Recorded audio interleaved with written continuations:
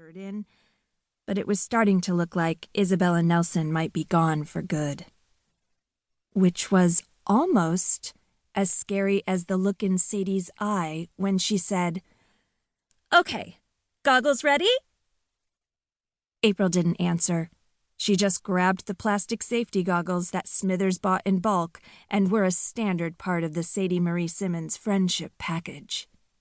No sooner were April's goggles in place than Sadie was saying, "Now!"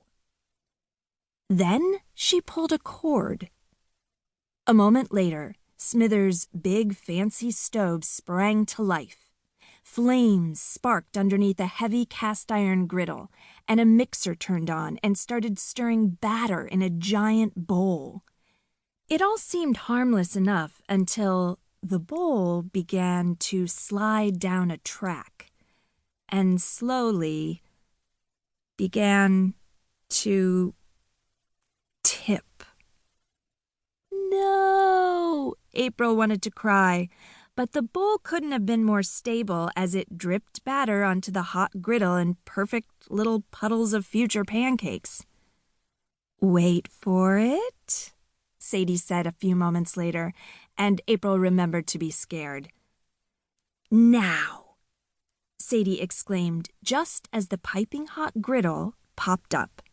The pancakes flipped, and every last one of them landed back on the griddle, perfect as you please.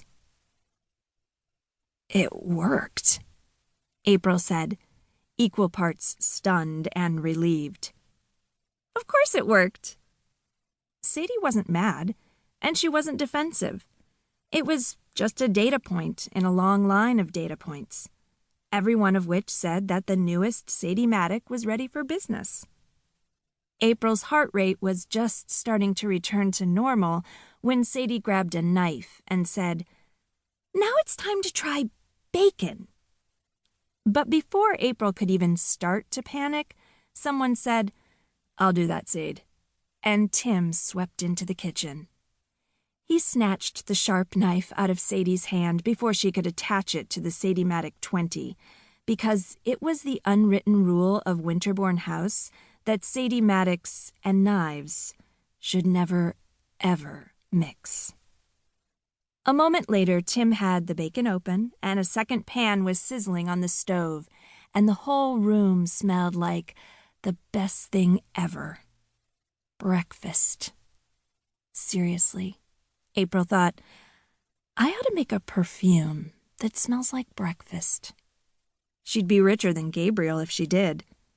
But that just made April think about Gabriel, which made her glance at the clock. 10 a.m. Mornings were coming later and nights were lasting longer, and April had to wonder if it was the time of year or something else that was keeping Winterborne House more and more in the dark. "Is he up?" April asked, but Tim just looked at her. "I thought he was down here." "I haven't seen him," she said, and they both glanced at Sadie, who beamed. "I'll get him." Then she ran to a small panel on the wall that had about 1,000,000 buttons. They were old and brass and had no doubt hung there unused for decades, but Sadie had recently made it her life's mission to resurrect the old intercom, and when she pushed the button, there wasn't even a hint of static as she said, "Gabriel! Kitchen to Gabriel's room! Gabriel, are you there?" "He's not going to answer if he's in a mood, Sade," Tim told her. But that just made Sadie hold the button down a little more forcefully and yell a little louder. "Gabriel! Gabriel! Gabriel! Then Sadie stopped abruptly and looked at Tim and April. "What if he's not ignoring me? What if he's gone?" Tim glanced at April, then back at Sadie. "What do you mean, gone?" "What if he's not in his room because he's, out there?" Sadie jerked her head toward the windows.